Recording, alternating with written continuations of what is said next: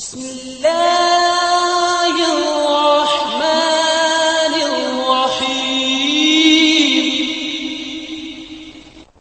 एक बहुत बड़ा रोल अभी हम लोग के जो सामने जो सोसाइटल ट्रेंड आ रहा है, तो हम लोग फोन का बहुत बड़ा रोल देखते हैं, इसके अंदर टेक्नोलॉजी का बहुत बड़ा रोल देखते हैं। वो भी एक एड है हमारे लिए, पेरेंटिंग का आधा काम उसको दे देते हैं। आधा दे देते हैं। तो मतलब इसमें ये भी आ रहा है कि आजकल की जो मतलब न्यू मदर्स हैं, वो उस बच्चे का जो मतलब अटेंशन डाइवर्ट करने के लिए खुद की तरफ से वो उसको बहुत इनिशियल ईयर्स में उसको फोन थमा दे रही है।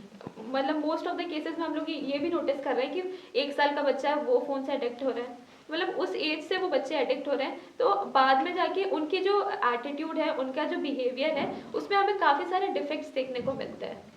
तो अब जब वो डिफेक्ट्स हमारे सामने आ चुके हैं, तो इस टाइम पे अब पेरेंट्स क्या करें, जब उनको लेटर स्टेजेस में जाके उनकी मतलब ये जो भी उनकी गलतियां थी उसका एहसास हो रहा है, तो उसके बाद अब वो क्या करें, इसको कैसे सॉर्ट आउट करें? देखिए, जब भी कोई हैबिट फॉर्म हो जाती है ना, तो उसको जैसे ओल्ड हैबिट डाई हार्ड्स वाला जो है ना, तो चाइल्डहुड हैबिट तो ऐसी है बहुत मुश्किल है, निकालना बहुत ज्यादा मुश्किल होगा। तो जब भी कोई चीज बन गई, कोई बिहेवियर बन गया, तो धीरे धीरे जब उसको एक्सटेंड करेंगे, जब वो गायब होगा वो बिहेवियर, तो ऐसा नहीं है कि एकदम से आप चुटकी बजाई और गायब हो गया।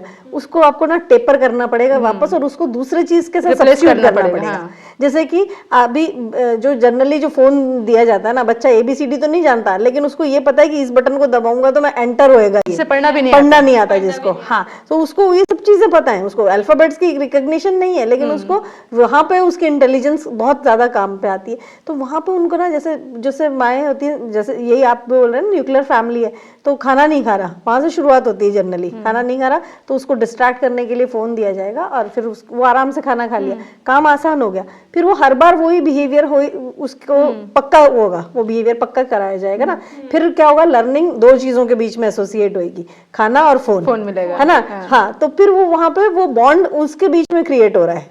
फिर एक रियलिटी ये भी होती है ना कि मदर्स के पास बहुत टाइम नहीं है। हाँ, पता है कि मुझे 15 मिनट में खाना खिलाना है, और भी काम है, और ऐसे अगर खाना खिलाएंगे बिना फोन के, तो उन्हें पता है पूरे घर में भाग भाग के उन्हें खिलाना पड़ेगा ऐसे ऐसे, तो वो 1 घंटा अपना मतलब बचाने के लिए इधर आ जाते हैं। तो वो रियलिटी भी है, लेकिन क्या कि वो उस एडिक्शन को कैसे डील करे, तो जैसे कहा ना कि नई इमारत बनाना बहुत मुश्किल है, बिगनिंग से अगर उसको अच्छा रखेंगे तो बहुत अच्छा है। हाँ, तो उसके लिए ना सब्स्टिट्यूशन आप बुक्स का करें, जो बड़े बड़े पिक्चर्स वाली बुक होगी, उस कलरफुल सी, उसके साथ सब्स्टिट्यूट करेंगे, तो ये प्रैक्टिकली पॉसिबल है कि हम लोग फोन का सब्स्टिट्यूट बुक्स रखें?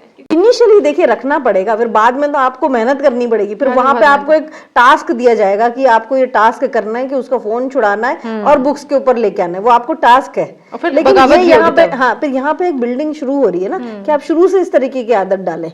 तो वो है ना, उसमें क्या होता है, देखिए उसका अगर साइकोलॉजिकल पहलू देखा जाए, तो एक तो क्या होता है कि जब हम किसी चीज को इमेजिन करते हैं, मैं आपको कहूँ एक लाल घर है, उसके पास में एक बहुत ज्यादा पेड़ है, वो पेड़ घर जो है वो उस पेड़ के ऊपर बना हुआ है, तो आपके दिमाग में उसकी एक तस्वीर आएगी।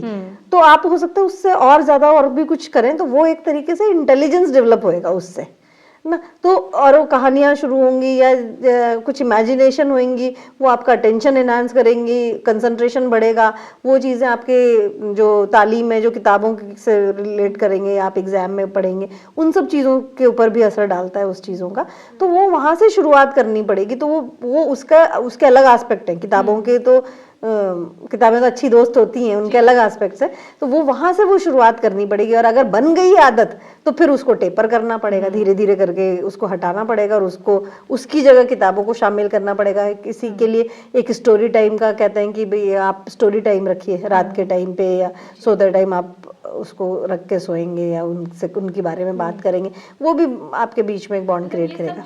ट्रेडिशनल वैल्यूज है, और अगर हम इनको भुलाते जा रहे हैं, तो हमारे सामने ये इश्यूज आ रहे हैं। तो मतलब सॉल्यूशन ये है कि हम उन्हीं की तरफ वापस एग्जैक्टली फितरत है ना, हम ये मान के चलते हैं कि हर इंसान को अल्लाह ने फितरत दी है, मतलब वो ओरिजिनली कुछ चीजें जानता है अच्छे से।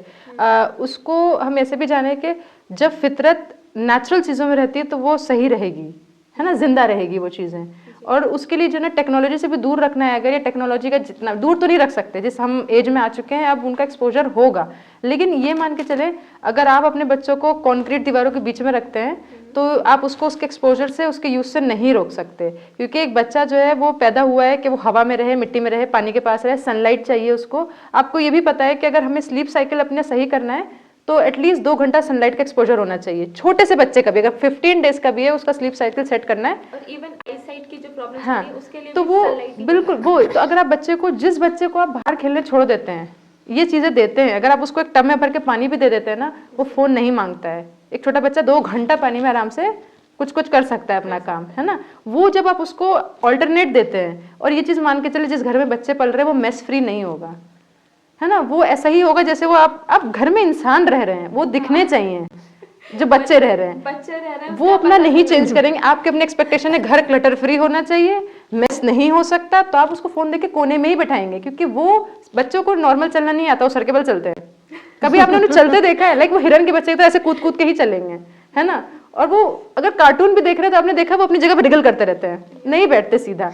तो वो उनमें एक नेचुरल चीज है, आप उसको वो करने दीजिए। आप उसको मिट्टी में गंदा नहीं होते देख सकते, कपड़े दोबारा आ जाते हैं, कपड़े धुल भी जाते हैं। इससे क्या होता है कि ना सिर्फ मतलब हम क्या करते हैं पूरी जिंदगी प्रॉब्लम ही सॉर्ट करते रहते हैं। पहले वो भागे नहीं, वो भागे तो फिर वो बैठना बीज हो गया, तब वो भागे, अब वो भागे। तो वो इसी तरीके से हम अपने आप को भी हम बिजी रखते हैं ना, सारी चीजों के अंदर, टास्क के अंदर बिजी रख रहे हैं उसके अंदर कि हमको ये करना है, फिर उसके बाद ये करना है। वो हमारे सामने भी एक नई प्रॉब्लम्स, हमें खाना बनाना है तो हम फोन दे देंगे, जबकि हम ये भी कर सकते हैं कि हमें इतना अच्छे से पता है कि मैंने एक बच्चे को अपने आटे की लोई दे दी तो वो जितना टाइम मैं खाना बनाऊंगी वो उसी में उलझा रहेगा। हाँ, पर वो मुझे 15 मिनट एक्स्ट्रा लगेंगे किचन साफ करने में, लेकिन मैंने उसको एक बहुत ऐसी चीज से बचा लिया जो उसके लिए अच्छी नहीं थी, है ना। उसके लिए फैमिली का भी सपोर्ट चाहिए कि आप अकेले नहीं कर सकते, क्योंकि बहुत से लोग मेस, आपके जो ना कहते घर में जो लोग रह रहे हैं वो भी मेस बर्दाश्त नहीं कर सकते। ये सोफे पे कूद क्यों रहा है?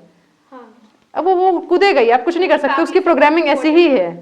किसी मतलब मैंने किसी बच्चे को नहीं देखा जो बैठ जाए तो सीधे सोफे पे, ऐसा कौन बच्चा होता है? जब तक आपने उसको मार के घर से नहीं लेके गए और फिर वहां जाके घर से ये धमकाते नहीं कि मेहमान कैसे आ जाओ फिर मारेंगे, तब तक वो बच्चा सीधे नहीं बैठता है ना।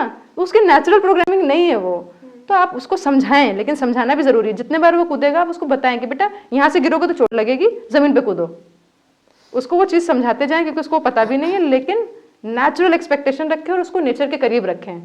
जितना जो द वे ऑफ इंस्ट्रक्शन है ना, वो कई बार ये होता है कि वो नेगेटिव नहीं होना चाहिए। Exactly. जैसे ना मान लीजिए कि कोई बच्चा है वो दौड़ रहा है, तो उसको आप ये कहेंगे कि ना दौड़ो मत, उसके बजाय आप उसके यूं कहेंगे कि तुम धीरे चलो, वो तो मानेगा। वो मानेगा, क्योंकि उसको ना जब आपने कहा दौड़ो मत तो उसके दिमाग में एक सवाल पैदा होगा, फिर मैं क्या करूं। तो उसको आपने क्या करा, पहले ही जवाब दिया कि आपको धीरे चलना है, और ये भी तो मेरी फ्रीडम छिन रही है कि मैं अपनी मर्जी से नहीं कर सकता। समझ में आ गया ना कि मुझे दौड़ना नहीं है, मुझे धीरे चलना है। तो वहां पे हम जितनी भी बातचीत उसको इंस्ट्रक्शन देते हैं तो हमको उसको एक क्लू देना होता है कि तुमको क्या करना है ना कि ये नहीं करना, तो उसको समझ में फिर क्या करना है।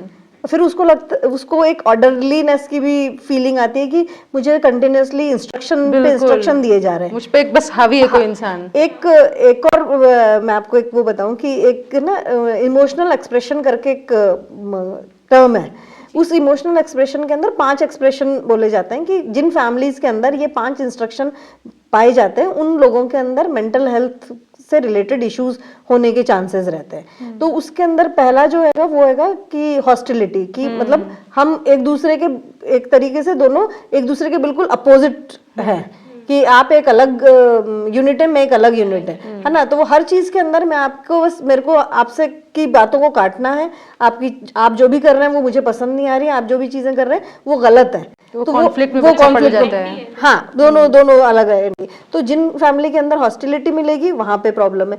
फिर दूसरा है ओवर इन्वॉल्वमेंट की मैं आपकी हर चीज के अंदर इन्वॉल्व हूँ, आप क्या कर रहे हैं, क्या खा रहे हैं, कौन जा रहे हैं, कौन दोस्त हैं, क्या डिसीजन में इन्वॉल्व है ना, या आपने ये करा तो ये नहीं करना है, ये करना है, वो बहुत ज्यादा ओवर इन्वॉल्वमेंट होना। फिर तीसरा है क्रिटिकल कमेंट करना कि अरे ये तो ऐसे ही है, तंज करते रहना।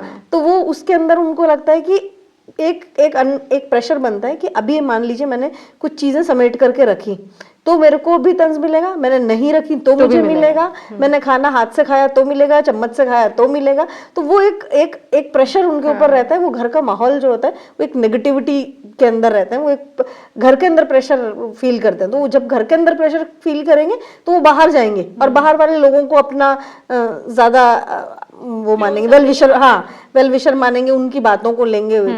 फिर इन चीजों के अंदर है ना, इस इमोशनल एक्सप्रेशन के अंदर 2 इमोशनल एक्सप्रेशन पॉजिटिव माने जाते हैं। एक तो वार्मथ हैगा कि भाई आपके आपके रिश्तों के अंदर एक गर्माहट है, लेकिन अगर उनकी कमी है तो फिर वो एक प्रॉब्लम हो जाएगी। या फिर उसके अंदर ये चीज़ है कि जो पॉजिटिव रिगार्ड है कि हम जब किसी को देखते हैं, चाहे वो छोटा बच्चा है या कुछ भी, उसको एक उसके साथ बातचीत करने में हमारा लहजा कैसा है, या उसकी भी डिसीजन ली जा रही है। या जैसे कई बार माँ ने पूछा कि किसी बड़े से पूछ रही कि मैं शादी में जाऊं तो मैं कौन सा रंग पहन के जाऊं, तो उस बच्चे से भी पूछ लिया, तो उसको लगेगा कि मैं भी एक इम्पोर्टेंट, हाँ मेरा भी इन्वॉल्वमेंट है और मैं भी इस फैमिली का एक मतलब क्रूशियल पार्ट हूँ। तो वो चीजें उसकी पर्सनालिटी के अंदर बाद में दिखाई देंगी। तो वो इस जो फैमिली के अंदर भी कुछ ये छोटी छोटी चीजें जो होती हैं वो बहुत इंपॉर्टेंट होती हैं।